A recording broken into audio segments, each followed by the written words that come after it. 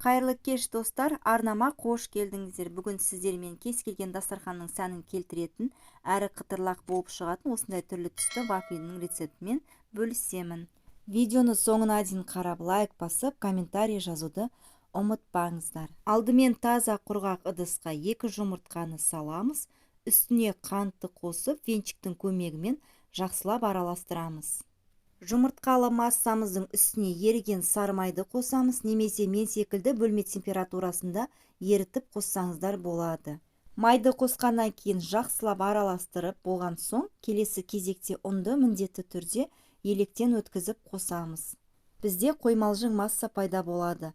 Барлық қоспаларын, яғни ингредиенттерді төменге описание бөліміне қалдырып кететін боламын. Сол жерден қарап жасасаңыздар болады. Міне осымен вафлиге арналған қамырымыз дайын. Ешқандай да разрыхлитель, сода қосудың қажеті жоқ. Видеода көріп тұрғандарыңыздай қамырды 3 бөлікке бөліп, өзімізге керек бояуларымызды қосып аламыз. Бұл пищевой бояулар кез келген түрін, құрғақ, сұйық түрлерін қоссаңыздар болады.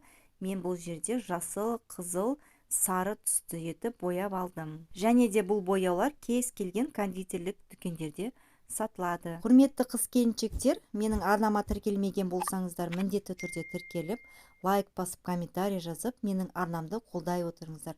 Алдағы уақытта мен сіздермен бұдан да көптеген керемет рецепттермен бөлісетін боламын.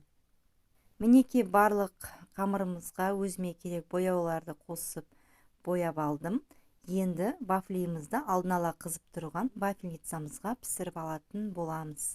Видеода көріп тұрғандарыңыздай осындай бір шай ғана қасықпен салып, вафельницамызды жауып пісіріп алатын боламыз.